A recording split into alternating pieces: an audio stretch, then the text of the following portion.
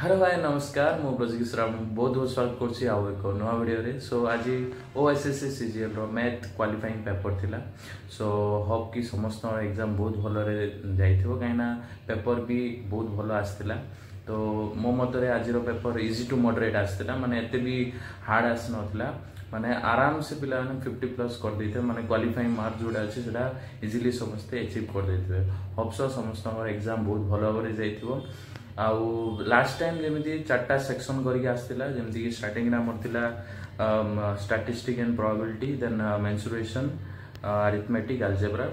सो आज एग्जाम रे सेक्शन से करथिला mensuration, then statistic and probability, then arithmetic. तो अरिथमेटिक रे ही से अलजेब्रा पार्ट भी मिक्स करके दे देथिला। तो जेतरा मु अलजेब्रा माने जेतरा मु अरिथमेटिक पार्ट करथली, देन कोन एटा सरू एते लेंथी कोन होउची, माने एक्चुअली लास्ट टाइम 25 25 25 25 4 सेक्शन करथिला, बट एथरो अरिथमेटिक रो टोटल 50 क्वेश्चन कर दिस। तो सेतरे ही अलजेब्रा अछि।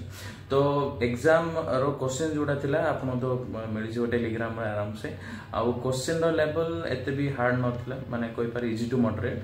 तो मोर भी एते माने भलो हिची 60 प्लस मु करिछि। सो आज 60 प्लस मो क्वेश्चन ही पाला। मो मिस्टेक कोड हला कि मिस्टेक मोर अरिथमेटिक पार्ट रे बहुत हेगला, काइना मो जोड़ा हो नथिला ताकू स्किप करियार थिला, बट जेतु ये क्वेश्चन टिके माने हला पर लागुतला मो द्वारा, तो सेति में मो टिके लागि पड़थिली, तो सेटा ही मोर मिस्टेक हेगला। तो बहुत सारा क्वेश्चन एटलीस्ट सब क्वेश्चन मु माने वन राउंड मु पड़छि, बट जेति प्रॉपर गोटे क्वेश्चन को देवा टाइम सेति मो दे पालेने, आ टिके भल से प्रैक्टिस करिया थिला। बट ऑप्शन क्वालिफाई हे काना 60 प्लस जेतु करछि, आउ समस्त भी सेमिति हिथिबो। तो गला तो वर्षा हला एग्जाम सेंटर रे, ठंडा ठंडा भल लागला, बट आइला बेल को जो रेट रे खरा हला देखन पूरा माने पूरा झाड़ झाड़ हो जाइछि।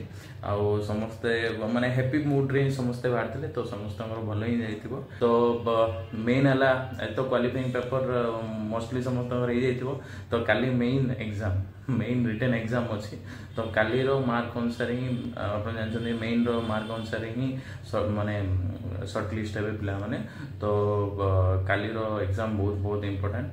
सो काली पाई जदि वीडियो देखछन्दी आ जो माने एग्जाम काली अपियर करछन्दी, सो काली पाई आपन को ऑल द बेस्ट। भलो भाबरे आज टिके रिवाइज करके जानतु।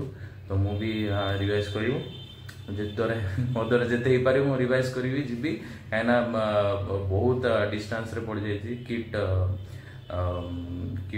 किट रे पड़छि। तो बहुत दूर रे किट अछि, तो जल्दी बाहर अच्छी रिपोर्टिंग टाइम भी 9 o'clock को अच्छी, तो जल्दी जीवार अच्छे। देखियो जेते राति रे ही पारिबो टिके रिवाइज करके जीवा। आउ मेनली तो ओडिया इंग्लिश लैंग्वेज पेपर हम 100 मार्क, आ जीएस हमर 100 मार्क अच्छी। देखा जाओ काली केमते होउची।